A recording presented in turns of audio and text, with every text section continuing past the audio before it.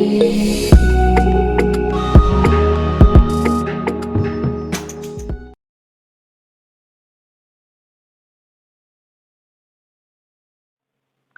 वालेकुम स्टूडेंट्स, इस लेक्चर में हम फेज पर बात करेंगे।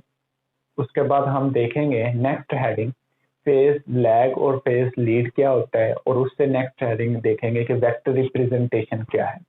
चलिए स्टार्ट करते हैं। फेज एक्चुअल में हम एंगल को कहते हैं, तो हम कहेंगे the angle theta which specifies the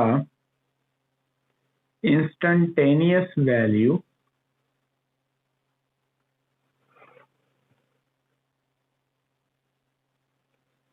of alternating current and voltage। Angle जो है ये स्पेसिफाई करेगा इंस्टेंटेनियस वैल्यूज को। किसकी वैल्यूज को? अल्टरनेटिंग, वो करंट भी हो सकता है या वोल्टेज भी हो सकता है। और ठीक है, अब यहाँ पर इंस्टेंटेनियस वैल्यूज क्या है? साइनोसाइडल इक्वेशंस के मदद से हमने इसको एक्सप्रेस किया था कि V instant is equal to V naught sine omega T. और अगर हम करंट की लिखना चाहें तो करंट की कुछ इस तरह आ जाएगी, I not sine omega T. ठीक है, और अगर हम इसको एंगल के साथ लिखना चाहें तो हम लिखेंगे V नॉट साइन थीटा, और इसको अगर एंगल के साथ लिखना चाहें तो V naught sine theta. Sorry, यहाँ पर I नॉट आएगा।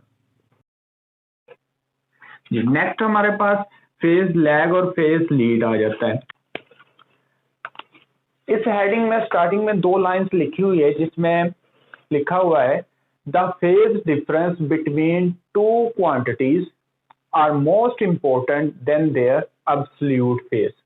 मतलब के बजाय इसके कि हम बताएं कि वोल्टेज का फेज 0 है 180 है या करंट का फेज 0 है 180, बजाय इसके कि हम जस्ट ये बता दें कि करंट और वोल्टेज में से कौन आगे है और कौन पीछे है।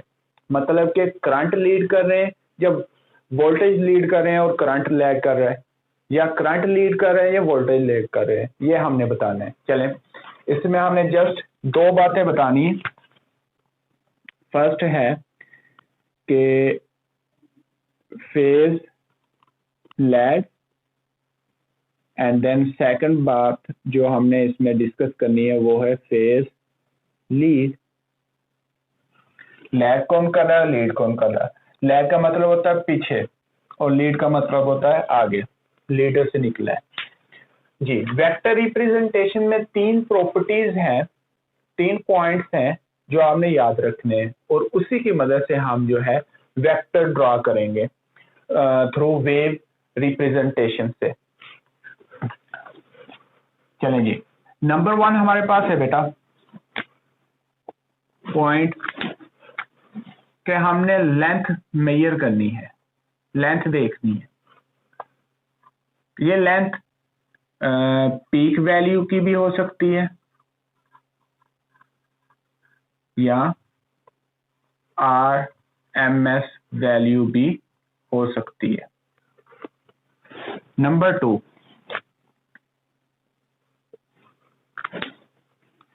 यहां पर हमारे पास मैक्सिमम वैल्यू होगी करंट या वोल्टेज, करंट या वोल्टेज की। वहां पर हम वेक्टर ड्रॉ करेंगे, वहां पर हम वर्टिकल वेक्टर ड्रॉ करेंगे, और यहां पर हमारे पास मिनिमम वैल्यू होगी, मतलब के 0 वैल्यू होगी वोल्टेज या करंट की। वहां पर हम हॉरिजॉन्टल वेक्टर ड्रॉ करेंगे। बेटा परेशान नहीं होना, मैं जस्ट आपको कॉन्सेप्ट दे रहा हूं, ठीक है, इसको समझ लें क्योंकि ये इंपॉर्टेंट क्वेश्चन है इस पूरे चैप्टर में। मतलब ऐसे ही कह लें कि ये इंट्रो है इस चैप्टर का। अगर आपको ये कॉन्सेप्ट पता चल जाएगा, इंट्रोडक्शन अच्छे से आ जाएगा, तो देन आप जो रिमेनिंग टॉपिक्स है उनको अच्छे से क्लियर कर सकते हैं, याद कर सकते हैं। तो इसी वजह से परेशान नहीं होना, मैं यहाँ पर शॉर्टली आपको कॉन्सेप्ट दे रहा हूँ। अब वेक्टर रिप्रेजेंटेशन में हमने 3 बातें देखनी है। नंबर 1 हमने लेंथ देखनी है, ठीक है, मतलब कि कोई स्केल सेट कर लेना है, उसके अकॉर्डिंगली हमने वेक्टर ड्रॉ करने हैं। देन फिर हमने नंबर 2 जो पॉइंट है वहां पर हमने देखना है कि यहाँ पर मैक्सिमम वैल्यू होगी, मतलब कि पीक वैल्यू आएगी, वहां पर हम वेक्टर ड्रॉ करेंगे वर्टिकल। और यहाँ पर हमारे पास वैल्यू 0 आएगी या मिनिमम वैल्यू आएगी, वहां पर हम वेक्टर ड्रॉ करेंगे हॉरिजॉन्टल वेक्टर, ठीक है, ओके। उसके बाद एक और पॉइंट है इसी में, नंबर 3 पॉइंट,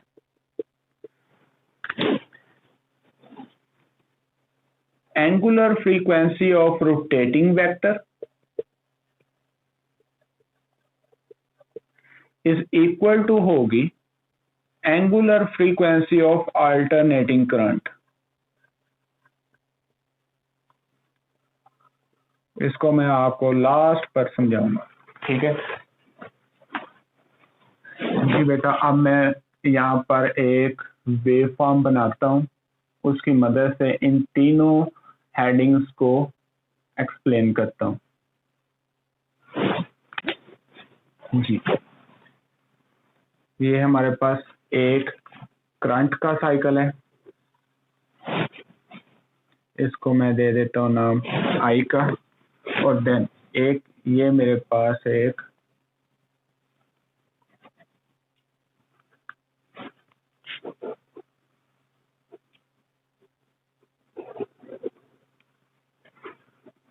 अल्टरनेटिंग वोल्टेज का साइकिल है। यहाँ पर हमारे पास पॉजिटिव पीक है और यहाँ पर हमारे पास नेगेटिव पीक है और यहाँ पर हमारे पास 0 होता है। बेटा ये ग्राफ आपको बुक से नहीं मैंने उठाया, मैंने अपने से लिया है। आप यहाँ पर करंट भी रख सकते हैं, यहाँ पर वोल्टेज भी रख सकते हैं। बात यहाँ पर यह है, मकसद ये है कि आपको समझना है कि हम कैसे वेक्टर रिप्रेजेंटेशन निकालते हैं ग्राफ से, ठीक है। और उसके बाद हमने कैसे फाइंड आउट करना है कि कौन सा फेज आगे है और कौन सा फेज पीछे है, करंट वाला फेज आगे या वोल्टेज वाला फेज आगे, ठीक है जी बेटा। अब हम इसको एक्सप्लेन करते हैं। सबसे पहले तो मैं यहाँ पर इंस्टेंटेनियस वैल्यूज लिख लेता हूँ। फॉर एग्जांपल जब हमारे पास एंगल 0 होगा तब हमारे पास वेक्टर रिप्रेजेंटेशन कैसी होगी, जब हमारे पास एंगल 90 डिग्री होगा तब हमारे पास रिप्रेजेंटेशन कैसी होगी वेक्टर की, और जब हमारे पास एंगल 180 होगा तब हमारे पास रिप्रेजेंटेशन कैसी होगी वेक्टर की, और जब हमारे पास एंगल होगा जी 270 उस वक्त क्या रिप्रेजेंटेशन होगी, एंड लास्ट है हमारे पास 360 डिग्री। चलिए बेटा 0 पर देखते हैं। 0 पर देखते हैं हमारे पास क्या है, मिनिमम वैल्यू 0 वैल्यू। जब हमारे पास 0 वैल्यू होगी, क्या होगी, जब हमारे पास 0 वैल्यू होगी उस वक्त हम कौन सा वेक्टर ड्रॉ करेंगे, हॉरिजॉन्टल। लो बेटा करंट को मैंने ब्लैक से किया है, लो जी ये मैंने एक हॉरिजॉन्टल वेक्टर ड्रॉ किया कर दिया करंट का। उसके बाद ये हमारे पास मैक्सिमम वैल्यू वोल्टेज की, तो जब मैक्सिमम वैल्यू के उस वक्त हम कौन सा वेक्टर ड्रॉ करेंगे, वर्टिकल। लो बेटा ये हमारे पास एक वर्टिकल वेक्टर आ गया। नेक्स्ट चलते हैं, एंगल हमारे पास 90 हो, यहाँ पर 90 बनता है, तो यहाँ पर देखें करंट अब क्या है, मैक्सिमम है, तो करंट मैक्सिमम, जब करंट मैक्सिमम होगा तो हमारे पास वर्टिकल वेक्टर ड्रॉ करेंगे हम। और यहाँ पर क्या हो गया, अब इंक्रीजिंग से डिक्रीज हो रहे हैं वोल्टेज और 0 पर आ गए, तो 0 वैल्यू जब होगी उस वक्त हम कौन सा वेक्टर ड्रॉ करेंगे, हॉरिजॉन्टल वेक्टर। लो बेटा जी, उसके बाद आगे चलते हैं, नेक्स्ट इंस्टेंट पर चलते हैं 180 पर। 180 पर देखें करंट हमारे पास 0 हो रहा है, तो अगर करंट 0 तो हॉरिजॉन्टल वेक्टर ड्रॉ, और वोल्टेज क्या हो रहे हैं नेगेटिव मैक्सिमम, तो इट्स मीन वर्टिकल लाइन हमने ड्रॉ करनी है, वेक्टर ड्रॉ करना है नेगेटिव वाई एक्सिस में। ओके उसके बाद आगे एंगल हम देखते हैं 270 पर, इंस्टेंट पर देखते हैं 270 पर वोल्टेज क्या हो रहे हैं, फिर 0 हो रहे हैं, तो हमारे पास क्या बनेगी हॉरिजॉन्टल लाइन वोल्टेज के लिए, और यहाँ पर आकर क्या हो रहे हैं करंट फिर मैक्सिमम हो रहा है, तो इट्स मीन कि हमारे पास वर्टिकल लाइन आएगी, क्योंकि नेगेटिव मैक्सिमम हो रहा है तो हमारे पास जो वर्टिकल वेक्टर आएगा वो अलोंग नेगेटिव वाई एक्सिस आएगा। ओके 360 पर देखें, यहाँ पर देखें करंट 0 हो रहा है, वोल्टेज क्या है वर्टिकल है, सॉरी मैक्सिमम है, तो हमारे पास इसका आ जाएगा वर्टिकल वेक्टर, एंड करंट 0 हो गया तो इसका हमारे पास हॉरिजॉन्टल वेक्टर आ जाएगा। ये आ गया करंट और ये हमारे पास आ गया ये वोल्टेज। बेटा जरा देखें ग्राफ में भी हमारे पास करंट एंड वोल्टेज ने एक साइकिल कंप्लीट किया है, और अगर हम वेक्टर रिप्रेजेंटेशन में देखें तो यहां से हम चलें ऐसे एंटी क्लॉकवाइज देखें, इसने भी एक साइकिल अपना कंप्लीट कर लिया, वेक्टर फॉर्म में भी वोल्टेज और करंट ने एक साइकिल कंप्लीट कर लिया। हम यहां से चले थे और यहीं पर आकर रुक गए हैं। ओके अब बेटा हमने क्या करना है एंटी क्लॉकवाइज देखना है, एंटी क्लॉकवाइज देखेंगे जो हमारे पास सबसे पहले आएगा, ठीक है, वो लीड कर रहा होगा, और जो बाद में आएगा वो हमारे पास लैग कर रहा होगा। तो यहाँ पर वोल्टेज लीड कर रहे हैं 90 फेज से और करंट 90 फेज से लैग कर रहा है। यहाँ पर वोल्टेज लीड कर रहे हैं और करंट 90 फेज से लैग कर रहा है। एंटी क्लॉकवाइज घुमाकर देखना है ऐसे, जो इधर से पहले आए वो हमारे पास लीड करता होगा, जो बाद में आए वो लैग करता होगा, ठीक है। तो बेटा ये जो पोलैरिटी वेक्टर में भी आप देख रहे हो, वेक्टर फॉर्म भी क्या हो रही है हर इंस्टेंट पर चेंज हो रही है, रोटेट कर रही है।